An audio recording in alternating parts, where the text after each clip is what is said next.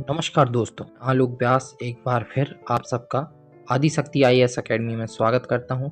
आज हम संविधान निर्माण के या संविधान की विकास यात्रा के भाग 5 को प्रारंभ करते हैं। इस विकास यात्रा के इस भाग 5 में हम आज 1861 का भारत परिषद अधिनियम समझेंगे। सबसे पहले तो अभी तक जो भारत अधिनियम बन रहे थे उन्हें क्यों भारत परिषद अधिनियम कहा गया, ये सबसे बड़ा अंतर समझें। 1858 के भारत शासन अधिनियम के दौरान भारत के गवर्नर जनरल का पद समाप्त कर दिया गया था तथा क्वीन विक्टोरिया के द्वारा भारत में शासन करने के लिए ब्रिटेन में ही लंदन में एक भारत राज सचिव का पद सृजित किया गया था, जिसकी सहायता के लिए 15 सदस्यों की एक समिति थी, एक परिषद थी, काउंसलिंग थी, जिसके द्वारा भारत के नियम कानून आदेश सभी बनाए जाने थे। तो आगे जाके 1861 में उस भारत राज सचिव तथा उसकी परिषद के द्वारा ही भारत में शासन करने के लिए नियम कानून और अधिनियम बनाए गए। इसीलिए इन सभी आने वाले अधिनियमों को और 1861 के अधिनियम को हम भारत परिषद अधिनियम कहते हैं, क्योंकि इस अधिनियम का निर्माण भी भारत राज सचिव तथा उसकी परिषद के सदस्यों के द्वारा किया गया था। इसीलिए इसे 1861 का भारत परिषद अधिनियम कहा गया।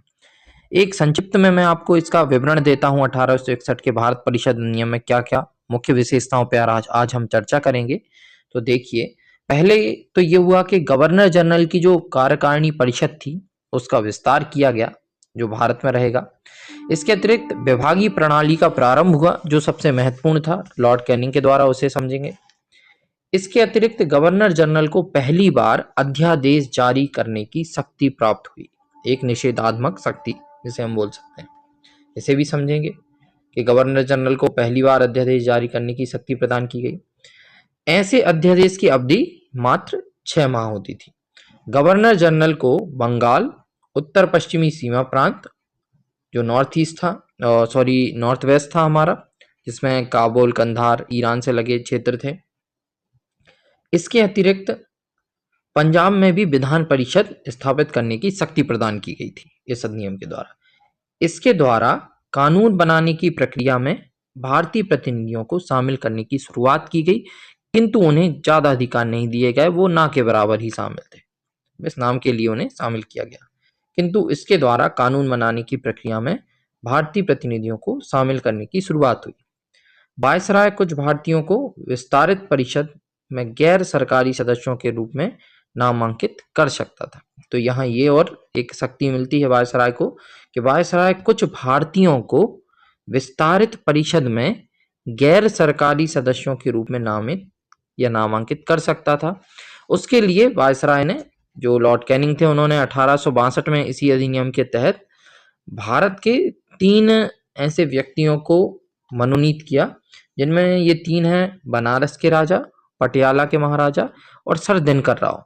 इन तीनों को ही वायसराय ने गैर सरकारी सदस्य के रूप में अपनी विधान परिषद में मनोनीत किया था।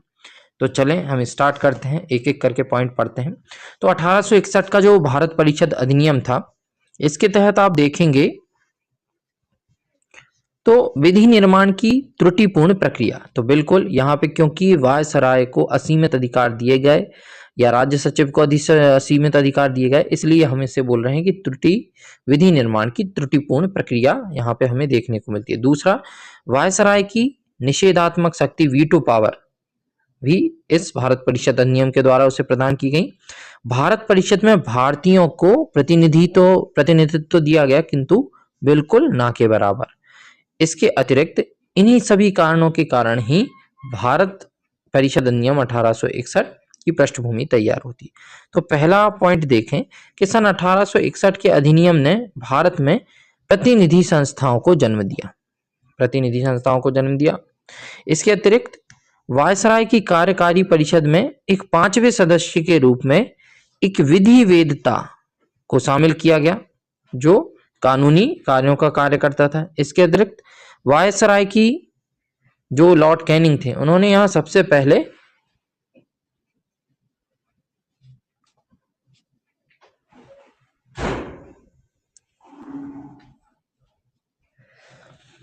तथा यहाँ जो वायसराय लॉर्ड कैनिंग थे, उन्होंने सबसे पहले यहाँ पे विभागीय प्रणाली की शुरुआत की। विभागीय प्रणाली क्या? विभागीय प्रणाली के अंतर्गत जो वायसराय था वह अपने परिषद के सदस्यों को अलग अलग विभाग सौंप सकता था। एक प्रकार से हम देखें तो आधुनिक मंत्रिमंडल की व्यवस्था की नींव 1861 के भारत परिषद अधिनियम में हमें देखने को मिलती है। तो यहाँ पे आप देखें कि वायसराय लॉर्ड कैनिंग ने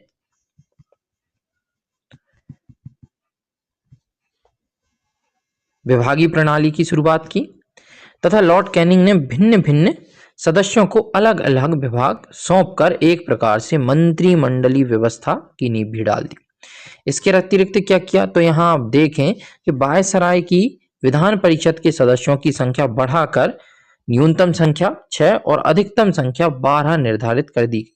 इसके अतिरिक्त वायसराय की जो परिषद थी, विधान परिषद, उसके प्रत्येक सदस्य का कार्यकाल भी निर्धारित कर दिया गया, वो भी कितना? 2 वर्ष के लिए।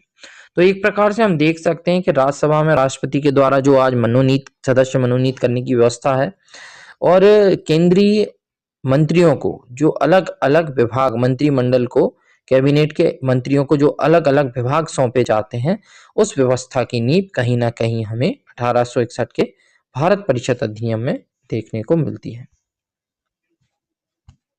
इसके अतिरिक्त हम देखते हैं जो अगला अधिनियम आता है 1892 का भारत परिषद अधिनियम।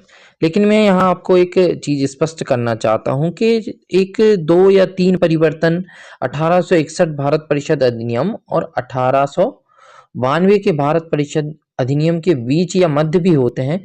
सबसे पहला परिवर्तन आता है यहाँ 1873 का अधिनियम। इस 1873 के अधिनियम में और कुछ विशेष तो नहीं, परंतु सबसे विशेष ये कार्य किया गया ब्रिटिश गवर्नमेंट के द्वारा कि 1873 के अधिनियम के द्वारा ब्रिटिश संसद ने यह अधिनियम पारित किया कि अब ईस्ट इंडिया कंपनी को ब्रिटिश संसद जब चाहे तब भंग कर सकती है पूर्ण रूप से। तो ये सबसे बड़ा निर्णय था 1873 में जो लिया गया कि इस अधिनियम द्वारा यह बंद किया गया कि ईस्ट इंडिया कंपनी को किसी भी समय भंग किया जा सकता है। और 1873 के इस अधिनियम की शक्ति का ही प्रयोग करके ब्रिटिश संसद ने 1 जनवरी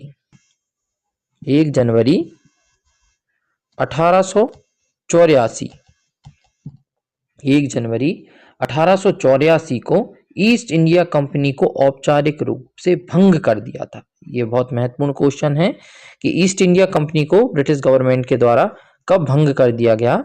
तो ईस्ट इंडिया कंपनी को 1 जनवरी 1884 को 1873 के अधिनियम के द्वारा भंग कर दिया गया था औपचारिक रूप से।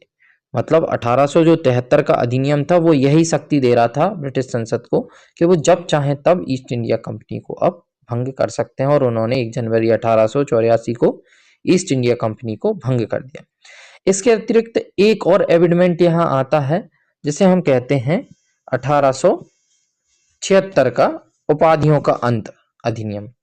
इस अधिनियम के द्वारा और कुछ नहीं किया गया। सबसे खास हम देखें तो इस अधिनियम द्वारा गवर्नर जनरल की केंद्रीय कार्यकारिणी में 6ठे सदस्य की नियुक्ति कर दी गई और उस 6ठे सदस्य को लोक निर्माण विभाग का कार्य सौंप दिया गया कि भारत में जितनी भी सरकारी इमारतें बननी हैं, सार्वजनिक कार्य होने हैं सरकार की निधि से या सरकार के बजट से, तो एक प्रकार से हम कह सकते हैं भारत में पीडब्ल्यूडी विभाग की नींव सबसे पहले 1876 के उपाधि अधिनियम से, शाही उपाधि अधिनियम से डली। तो हम कह सकते हैं इस अधिनियम को इसलिए शाही उपाधि अधिनियम 1876 कहा गया। क्यों? क्योंकि 28 अप्रैल 1876 में एक घोषणा हुई। शाही उपाधि अधिनियम 1876 क्यों कहा गया? तो 28 अप्रैल 1876 में एक घोषणा होती है जिसके द्वारा महारानी विक्टोरिया को भारत की साम्राज्ञी घोषित कर दिया जाता है। तो जिस अधिनियम के द्वारा ब्रिटेन की महारानी विक्टोरिया को भारत की साम्राज्ञी घोषित किया गया, उस अधिनियम को शाही उपाधि अधिनियम 1876 कहा गया। और इसी अधिनियम के तहत लोक निर्माणकारी विभाग की स्थापना की गई और उस गवर्नर जनरल की केंद्रीय कार्यकारिणी में जो 6ठा सदस्य है उसे लोक निर्माण विभाग का कार्य सौंप दिया गया। तो इसलिए याद रखिएगा कि क्वीन विक्टोरिया को कब भारत की साम्राज्ञी घोषित किया गया? तो 28 अप्रैल 1876 को शाही उपाधि अधिनियम 1876 के तहत।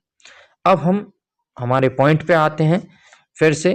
जो मुख्य हमारे प्रावधान है 1892 का भारत परिषद अधिनियम, इसके तहत आप देखें कि 1892 का जो भारत परिषद अधिनियम था, अन्य इसमें कुछ ज्यादा प्रावधान तो नहीं किए गए, क्योंकि 1892 का जब भारत परिषद अधिनियम बना तब तक हमारी सबसे बड़ी मजबूत स्वतंत्रता की मांग करने वाली पार्टी कांग्रेस पार्टी की स्थापना हो चुकी थी। और 1885 में कांग्रेस की स्थापना के बाद सुधारों की मांग निरंतर तीव्र होती चली गई, और तीव्र होती सुधारों की मांग के कारण अब ब्रिटिश अपने मनमाना काम नहीं कर पा रहे थे और अप्रत्यक्ष निर्वाचन पद्धति का प्रारंभ करना पड़ा। तो यहाँ हम कह सकते हैं कि 1892 का जो भारत परिषद अधिनियम है, इस अधिनियम की यह मुख्य विशेषता थी कि अप्रत्यक्ष चुनाव प्रणाली की शुरुआत हुई, जिसे हम देख सकते हैं कि जैसे प्रधानमंत्री हम चुनते हैं अप्रत्यक्ष तरीके से चुना जाता है, तो वैसे ही हम कैसे राज्यसभा के जो सदस्य हैं वो अप्रत्यक्ष रूप से चुने जाते हैं। तो हम बोल सकते हैं कि विधान परिषद में अप्रत्यक्ष निर्वाचन पद्धति का प्रारंभ हमें यहीं से देखने को मिलता है। 1892 का जो भारत परिषद अधिनियम है, इसी ने ही कहीं ना कहीं इसी ने ही भारत में अप्रत्यक्ष निर्वाचन पद्धति का प्रारंभ किया।